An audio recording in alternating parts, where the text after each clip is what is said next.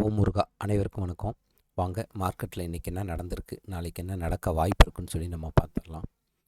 Market இன்றைக்கி என்ன நடந்திருக்குன்னா, upside வந்து பிரேக் அவுட் கொடுத்து மேலே போச்சு. போனோடனே இமீடியட்டாக வந்து செல் ஆஃப் ஃபார்ம் ஆயிடுச்சு.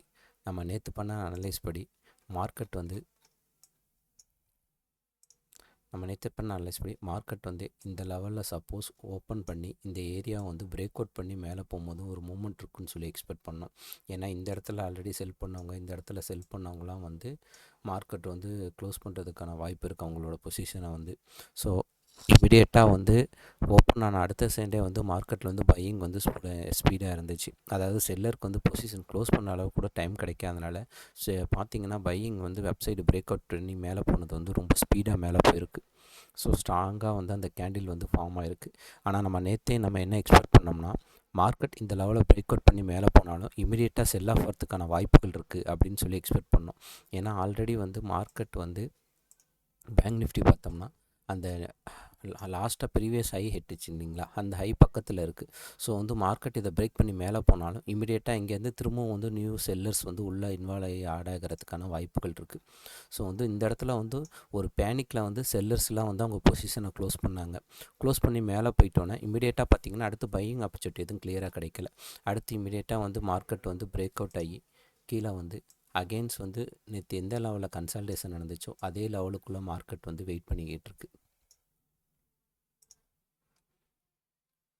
ஸோ நாளைக்கு நம்ம என்ன எக்ஸ்பெக்ட் பண்ணலாம் அப்படின்னு சொல்லி பார்த்தீங்கன்னா, ஒருவேளை மார்க்கெட் வந்து நாளைக்கு கேப் அப் ஓப்பன் ஆகிற பட்சத்தில் பார்த்தீங்க அப்படின்னா, மார்க்கெட் இந்த லெவலில் ஓப்பன் ஆகுது அப்படின்னு வச்சுக்கோங்க, நமக்கு வந்து 53,300 லெவலை வந்து தொடுறதுக்கு வாய்ப்பு இருக்குது. 50,200 லெவலை தாண்டும் போது இந்த லெவலில் ஓப்பன் ஆகிற வரைக்கும் மார்க்கெட் வந்து கொஞ்சம் சைடு வேலை தான் போகும். இதை பிரேக் பண்ணிச்சுன்னா ஒரு சின்ன மூமெண்ட்டு தான் எக்ஸ்பெக்ட் பண்ணலாம். இந்த ப்ரீவியஸ் ஐ இருக்குங்களா, அதை போய் ரீடெஸ்ட் பண்ணுறதுக்கு. அதே மாதிரி ஒருவேளை பாட்டத்தில் பிரேக் அவுட் ஆகி ஓப்பன் ஆயிருச்சு அப்படின்னு வச்சுக்கோங்க, இங்கே ஒருவேளை கேப் அப் ஆகி இங்கே ஓப்பன் ஆகியிருந்தாலும் சரி, எந்த சப்போர்ட் எடுத்தாலும் ப்ரீவியஸாக வந்து இதே லெவலில் சப்போர்ட்டை எடுத்துகிட்டு மறுபடியும் வந்து மார்க்கெட் மேலே போகிறதுக்கான பாசிபிலிட்டி அதிகமாக இருக்குது.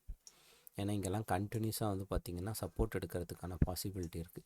ஸோ மார்க்கெட் கீழே வர வர சப்போர்ட் எடுத்து மேலே போகும், சப்போர்ட் எடுத்து மேலே போகும், சப்போர்ட் எடுத்து மேலே போகும். ஸோ வந்து மேக்ஸிமம் வந்து கீழே போனால் வந்து ஒரு வாலட்டிலிட்டி மார்க்கெட் வந்து எக்ஸ்பெக்ட் பண்ணலாம். இந்த இடத்துல போனாலும் ஒரு சைடுவே மார்க்கெட் இருக்குது, அதுக்கான வாய்ப்புகள் இருக்குது. இந்த 200 லெவலை தாண்டி மேலே போயிடுச்சு அப்படின்னா அந்த 300லேருந்து 350 ப்ரீவியஸ் இதை தொடுறதுக்கான வாய்ப்புகள் இருக்குது.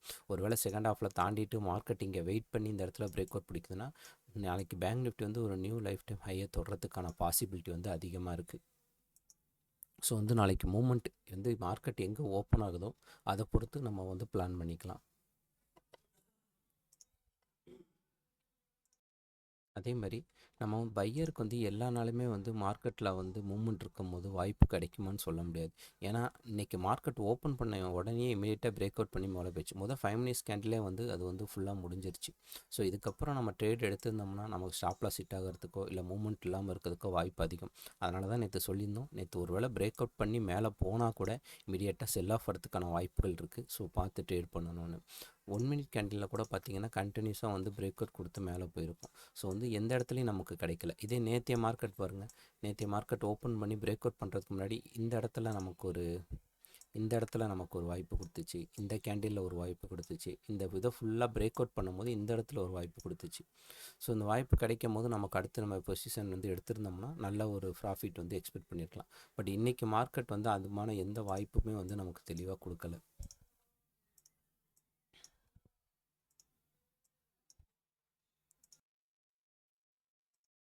டே கேண்டில் க்ளோஸ் ஆகிருக்கிறதுன்னு பார்த்திங்கன்னா, நாளைக்கு வந்து நம்ம சொன்ன மாதிரி இந்த லெவலை வந்து திரும்பவும் ரீடெஸ்ட் பண்ணி இதே இடத்துல திரும்பவும் இதே சேம் பேட்டர்னில் இங்கே ஒரு கேண்டில் க்ளோஸ் பண்ணுறதுக்கான வாய்ப்புகள் இருக்குது.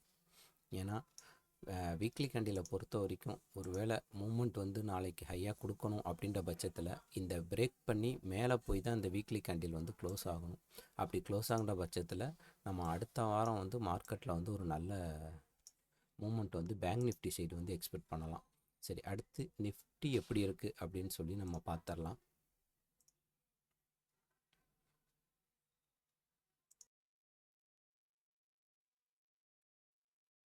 நிஃப்டியை பொறுத்த வரைக்கும் பார்த்திங்கன்னா ஒரு ஸ்ட்ராங்காக வந்து கேப் அப் ஓப்பன் ஆயிடுச்சு. ஆக்சுவலாக என்னென்னா நம்ம நேற்று பார்த்த மார்க்கெட் சென்டிமெண்ட் படி மார்க்கெட் வந்து நெகட்டிவில் இருந்துச்சு. ஸோ வந்து இந்த லெவல் ட்ரெண்ட் லைன்லாம் இருந்துச்சு. இந்த ட்ரெண்ட் லைன்லலாம் பிரேக் அவுட் பண்ணி மார்க்கெட் வந்து கீழே போயிருந்து தான் க்ளோஸ் ஆயிருந்துச்சு. ஸோ வந்து நம்ம வந்து மார்க்கெட் வந்து இந்த லெவலில் இந்த லெவலில் ஓப்பன் ஆகி பிரேக் அவுட் பண்ணுற பட்சத்தில் கீழே போகும்னு சொல்லி எக்ஸ்பெக்ட் பண்ணோம்.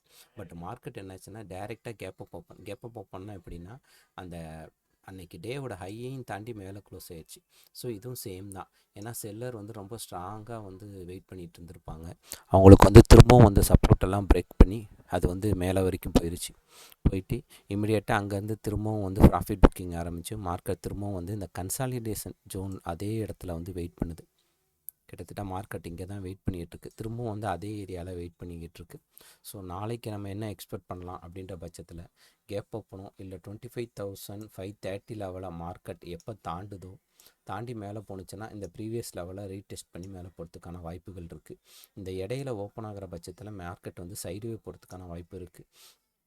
மார்க்கெட் இந்த லெவலில் சப்போஸ் பிரேக் பண்ணி வந்தாலும் இங்கே இமிடியேட்டாக சப்போர்ட் எடுத்துரும். இங்கே ஓப்பன் ஆகி சப்போஸ் இதை பிரேக் பண்ணி வந்தாலும் இமிடியேட்டாக இங்கே சப்போர்ட் எடுக்கும்.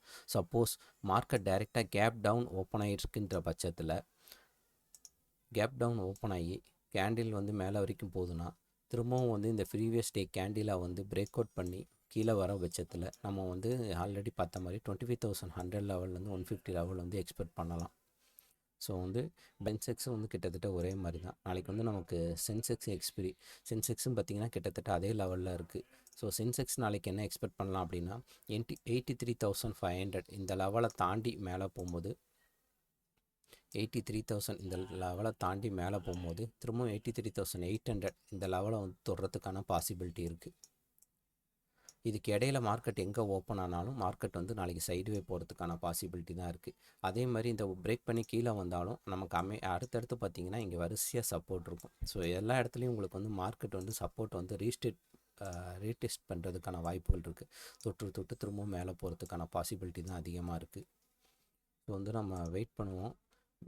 இதை பொறுத்த வரைக்கும் 83,500 லெவலை தாண்டும் போது ஒரு 300 லெவல் வந்து எக்ஸ்பெக்ட் பண்ணலாம்.